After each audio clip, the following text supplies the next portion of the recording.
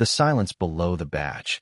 The scream shattered the late afternoon stillness of the alley, high-pitched and raw, echoing off the brick walls like a signal flare in the dark.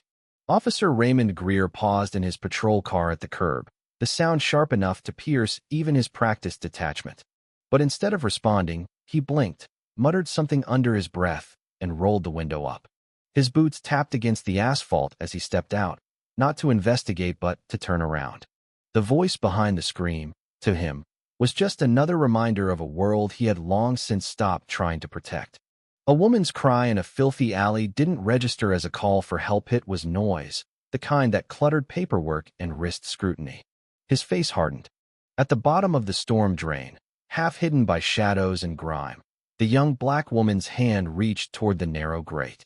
Her arm was scraped, her lips split. She gasped, her voice a whisper now. "Please." But Officer Greer didn't look back. To him, it was routine. Another day, another ignored plea. He walked away. He had no idea who she was. No clue that the woman crumpled in that storm drain was not just another statistic in the underbelly of the city. She was Morgan Ellison, only daughter of Thomas Ellison, the longest-sitting mayor in the city's history, a man whose influence reached from city council chambers to federal grant boards. And Greer's choice, made in silence and arrogance, was about to rip his life apart. 3 days passed before anyone linked Morgan's disappearance to that part of the city. The storm drain had been misfiled during city maintenance updates. Her phone, smashed in the fall, had stopped pinging off towers. And Greer had never reported anything. But fate doesn't forget. It was a Friday evening when Greer was summoned to the chief's office. The moment he stepped in, the air thickened. "Close the door," Chief Martinez said. Greer did. "You're being investigated." Internal Affairs received a tip. A witness claims you were seen near the East Side alley around the time of the assault. Greer straightened. "I patrol that area regularly." "And you never saw a woman trapped in the drain?" Greer hesitated. "There was noise. I checked. Nothing there." Martinez's jaw clenched. "That woman is Morgan Ellison." The words hit like a bullet. Greer's heart stuttered. "The mayor's daughter? She's in critical condition.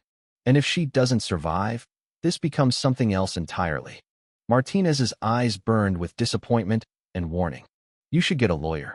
The interview ended in silence. Outside the precinct, Greer tried to breathe. He had built his career on the kind of quiet compliance that came with privilege. Now it was unraveling. He didn't know how deep the consequences ran. Morgan lay unconscious in a trauma center 3 miles away, her body wired to machines, her skull fractured, and lungs strained.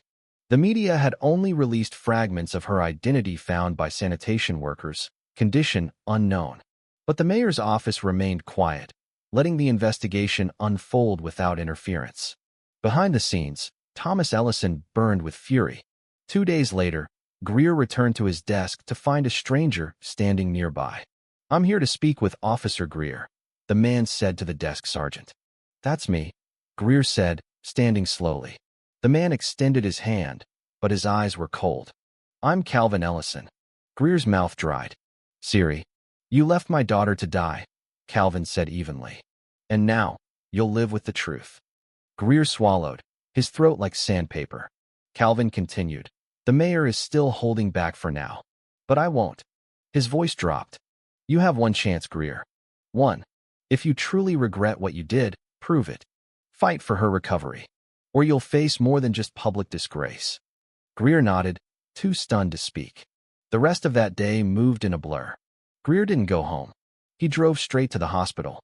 At the ICU, the nurse at the front desk recognized the badge but didn't smile. "You're the one from the alley," she said. He nodded. She didn't stop him. Inside, Morgan looked small in the hospital bed, tubes and wires weaving around her like a net of survival.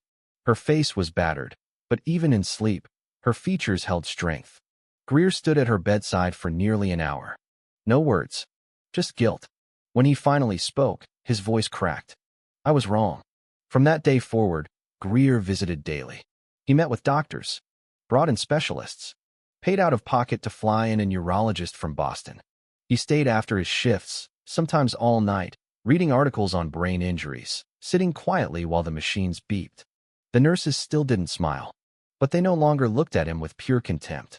Morgan's eyes fluttered open on the 10th day. It wasn't a dramatic movie moment, no instant forgiveness or tearful reunion. She stared at him like he was a ghost. Who? He stood, stunned. Officer Greer. Raymond. Two left you. In that alley. And I'm sorry. Her gaze sharpened. You walked away. He nodded. I did. But I'm here now. She didn't speak again for a long time. Over the next weeks, her recovery was slow. Her speech returned gradually, her memory hazy at first. But what never faded was her awareness of betrayal.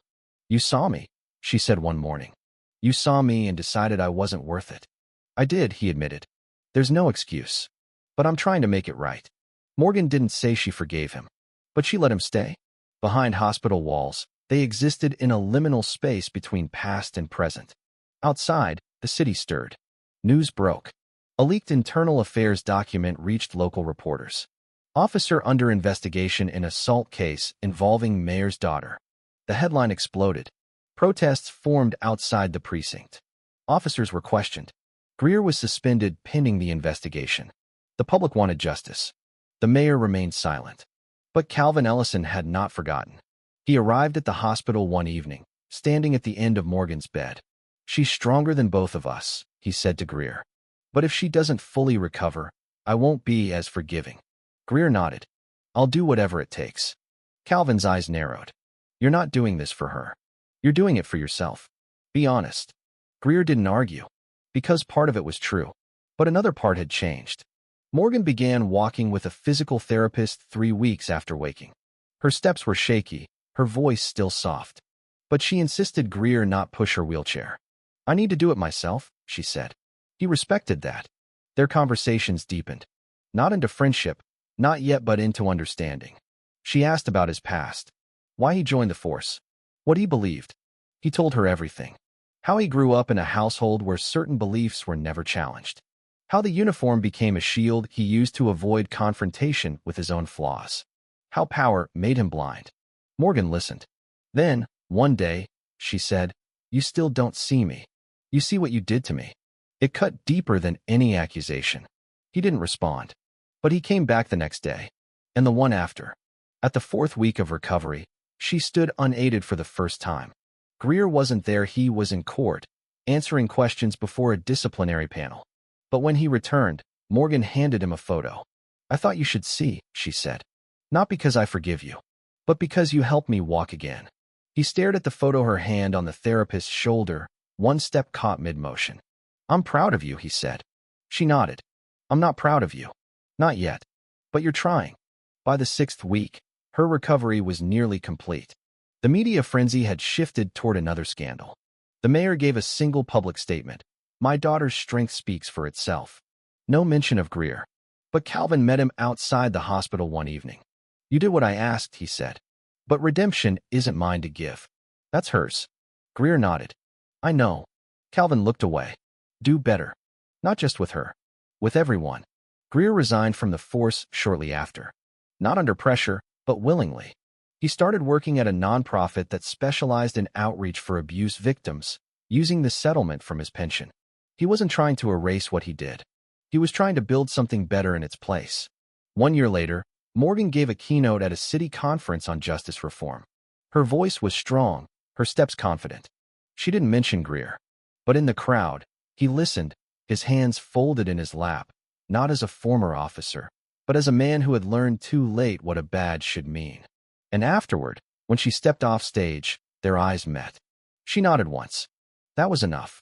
Because redemption doesn't come in grand speeches or courtroom verdicts. It comes in the quiet choices, the hard apologies, the broken trust rebuilt, not replaced, and in the truth that sometimes the only way to rise is to return to the place where you once turned away and choose differently.